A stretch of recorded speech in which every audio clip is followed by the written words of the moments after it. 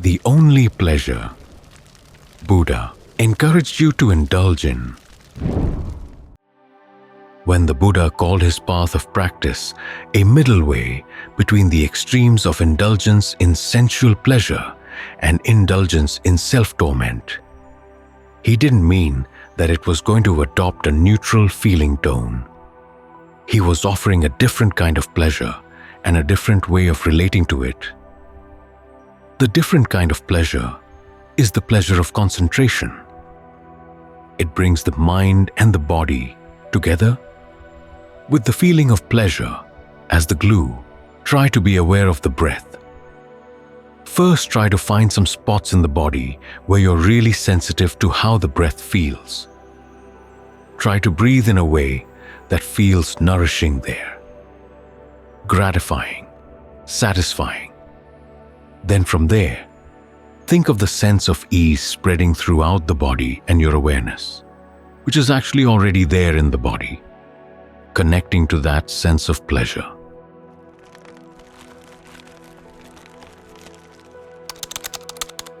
The image the Buddha gave is of a bathman.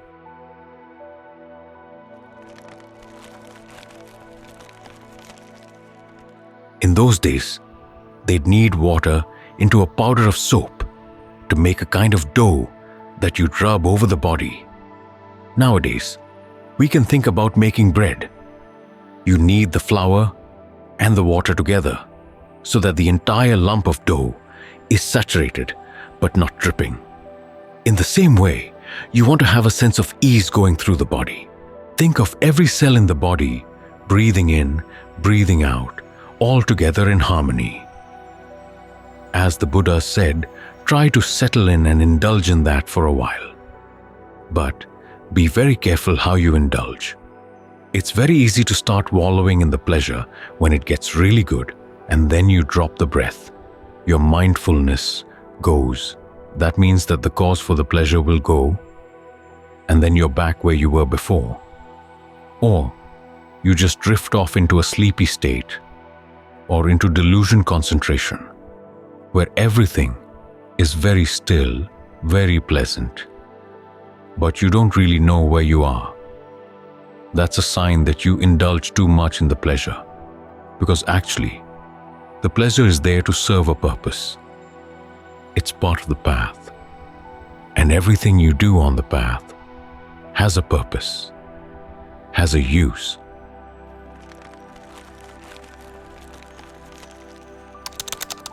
So what are the uses of this pleasure?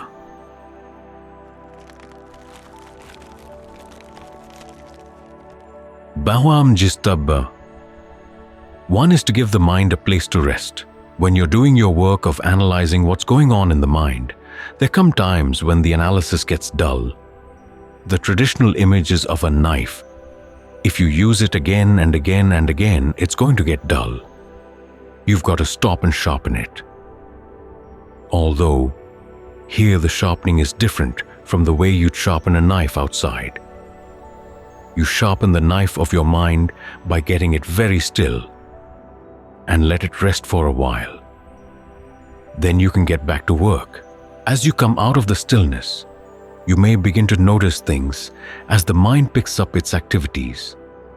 And that's an important use of the stillness. It gives you something to compare, a background so that you can compare. Notice, when the mind is thinking, what is it doing? What is it picking up? Why? What's the allure? What sparks a particular emotion, a particular thought? When you've been still, it's a lot easier to see these things. It's like listening for the noises of the mice in the walls here. If you want to hear where they are, you have to be very still. You can't be humming to yourself. When you're still, things stand out.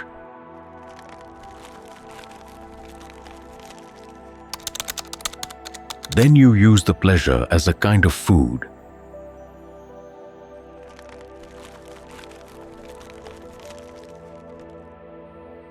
That's one of the analogies the Buddha gives.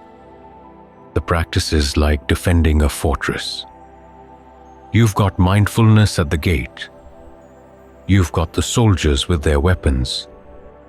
And the soldiers and the gatekeeper need to be fed. So you feed them with the concentration. But primarily, you want to learn how to be with the pleasure and not be overcome by it. This the Buddha calls being developed in body. When we think of the phrase "a developed in body," we think of somebody with a lot of muscles. But that certainly isn't what the Buddha had in mind. Why he called it this, I don't know. He says it's the ability to be with pleasure and not be overcome by it. This is one of the skills you're going to need to deal with the results of past bad actions. It's easy to understand that it would be necessary to learn how to be with pain and not overcome by it, in case your past bad actions yield in pain. Well, if you're going to be overcome by pleasure, you're going to be overcome by pain. The two go together. So the skill of concentration is learning how to be with the pleasure and not get overcome by it, so that you can use it properly. This means keeping your focus very carefully with the breath and learning how to make yourself alert enough so that you don't start drifting off. It's usually good, once you've developed a sense of well-being that comes from the breath, that you spread it around to be very active in moving your attention around the body, knowing whether there's tension here, tension there, releasing it here, releasing it there. That way, you learn how to relate to pleasure in a new way. Usually we relate to pleasure just as something as we want. When we get it, we gobble it down.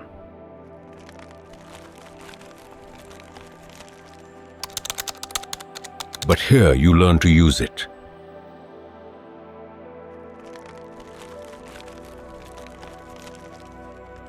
This is where the middle way gets special, because you're going to be learning how to use both pleasure and pain. Pain, of course, you use as a topic of your analysis, so you that can see the Four Noble Truths. As you use pain, you have to learn how to use pleasure so that you have a good place to back off when dealing with the pain gets too much. You've got the pleasure to depend on. And relating to the pleasure and pain in a new way helps you to step back from them, to see them as tools, when they're useful, when they're not. This way, you don't just go for the pleasure, wherever you can. You get more discerning. There's that passage in Ajahn Lee where he says, you want to get to the point where you can think of pleasure and pain as words that people speak in jest. You don't take them all that seriously. We tend to be very serious about our pleasures. We need to see that the pleasures, even of concentration, the pleasures of fabrication, have their limitations so that we can get past them. Because we are practicing concentration, as the Buddha said, for the purpose of letting go. All the factors of the path have that purpose. You develop them, you use them, and then you let them go. So it's the same with the pleasure here. You learn how to develop it. You see that it has its uses. You also see that it has its limitations. And it's that willingness to observe the mind and observe its relationship to pleasure that allows you to see those limitations and to go beyond them.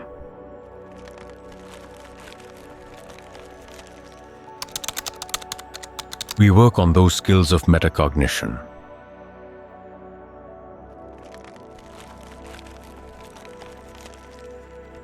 We're learning how to observe the mind from a certain distance. And you'll find that your relationship to pleasure and pain is a really big issue in learning how to get a sense of distance. There are a lot of things in the mind that we can observe very easily. but we're not very good at observing our relationship to pleasure or our relationship to pain. So, the practice of concentration, when you make it right concentration, in other words, with a lot of alertness and mindfulness and ardency, is a skill for understanding your relationship to pleasure and pain and to weaken their hold so that you can find something better.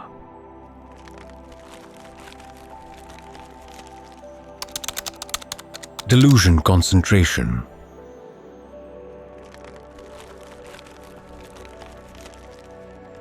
When you meditate, there are two problems on two sides that you have to watch out for: pain and distraction on one side, and pleasure and stillness on the other.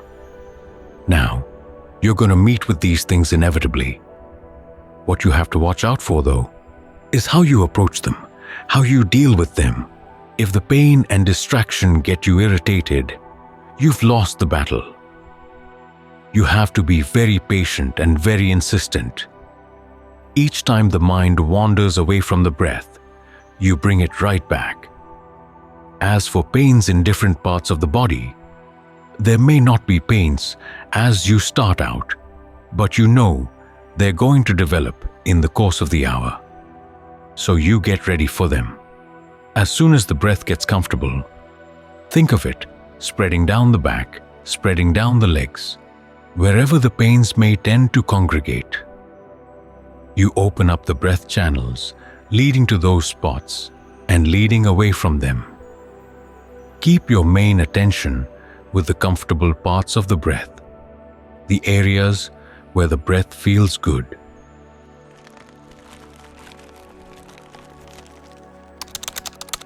This, of course, leads to the problem on the other side.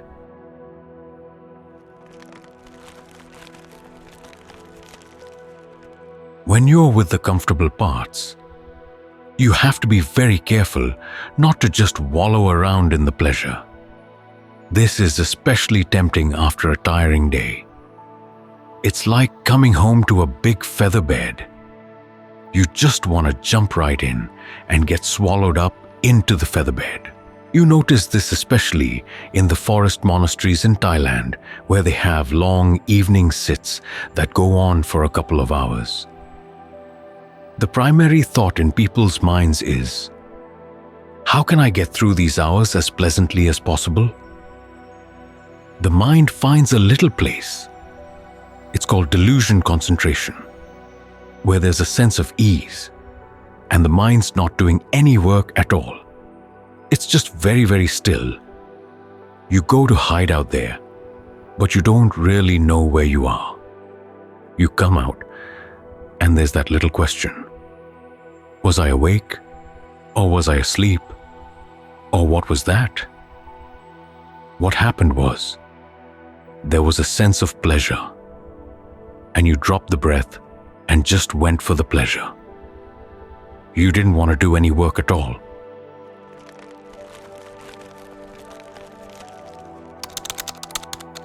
So the middle course here is to stick with the breath.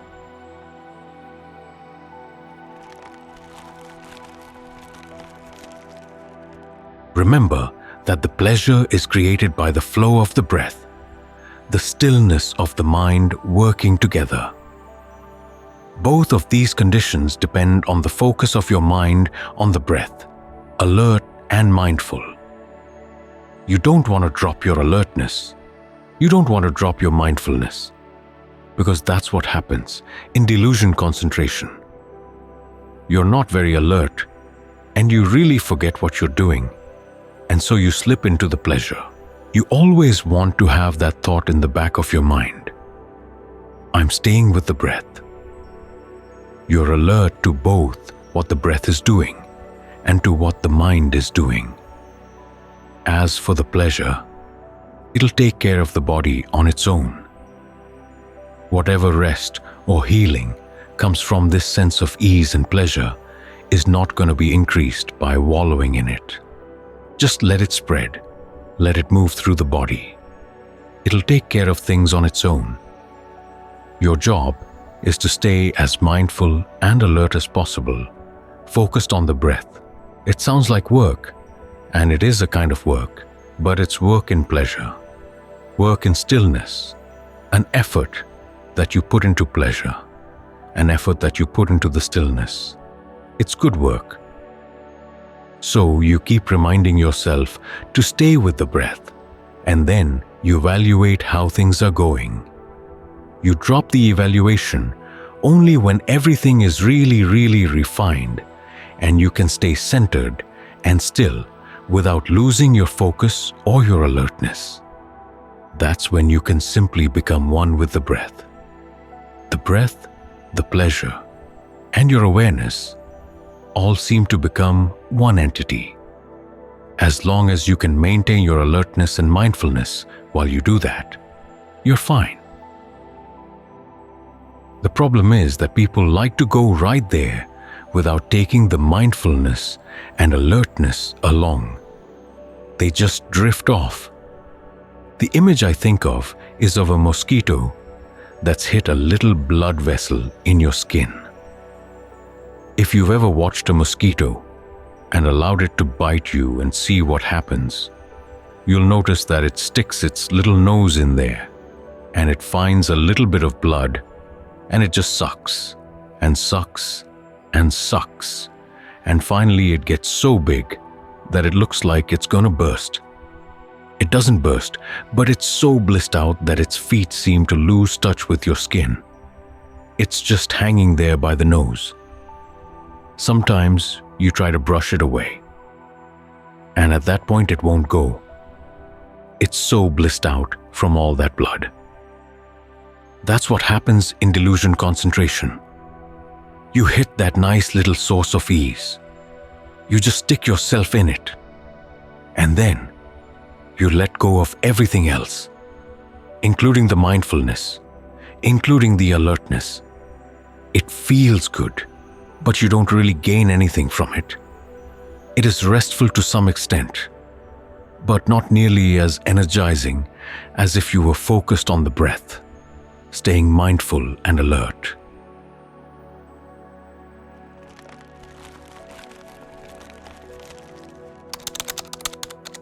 Because we're not here just to bliss out.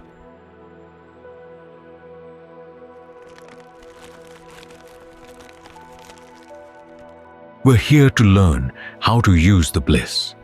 This is part of our path, and whenever pains come up, we want to learn how to use those too. This is what's so radically different about the Buddha's teaching. Some people during his time were into self-torture. They had pain as their goal. They wanted to have as much pain as possible. The more pain, the better, to burn away their defilements or cleanse away their defilements. That's what they thought. But then, of course, by far, the vast majority of the people were headed in the other direction and just wanted to wallow in as much pleasure as possible, like those little rats with implants in their brains. The scientists find the pleasure center in the rat's brains. They stick a wire in there and connect it to a little strip of metal on the outside of the skull. The rat can put the little metal strip up against a little bar and get a slight electric shock, which stimulates its pleasure center. And that's all the rats will do. They put the strip against the bar to get a steady stimulus to their pleasure center and just stay there. They'll stop eating. They'll stop doing everything else. They end up dying because they're so addicted to the pleasure. That's the way most people are. If we could have our pleasure center stimulated, that would be it. That's all most people would want. And like the rats, we would die because of our pleasure. Or at the very least, our goodness would die. The possibility of finding a well-being, a sense of true happiness that's deeper than that, would die away. What the Buddha wants us to do is to learn how to use whatever pains there are in the body as a way of developing mindfulness and alertness, and to use the pleasure that comes from a still mind as our food along the path, as our means for prying ourselves away from sensual pleasures, sensual desires, putting the mind in a position where it can look deeper inside to see where it's still holding on, where it's creating even the slightest bit of stress or dis-ease for itself. So don't look at the pain as an enemy, and don't look at the pleasure as your true friend. You have to remember that you're going to use these things. They're tools. They're a means to an end. You need to be careful how you use those tools. Even though it's work, this is good work. As you think about the breath and evaluate it, Ajahn Lee compares it to sifting flour. As you sift the flour, it gets finer and finer and finer, higher and higher in quality. In the same way, as you evaluate the breath with more and more sensitivity, the sense of ease and energy in the body gets more and more refined, more and more refined, more still. But at the same time, if you're on top of everything, the mind doesn't drift off. It stays alert. Even when the in and out breath stops and the sense of the shape of the body begins to disappear, you're right here. You're alert. And you know you're alert. The body seems like a mist, and you can focus in on the space between those little droplets of mist. As long as you know what you're doing, you're fine. But all this is a means to an end, and you can never let go of what keeps the concentration right, which is your mindfulness, your alertness, and the discernment that you bring as you evaluate things. Those are the things you have to hold on to all the way down through the path that keep you from wandering off to either side. So be very careful about what you let go of and what you hold on to, because it makes the difference between staying on the path or wandering off into the weeds and the jungle, wasting a lot of time.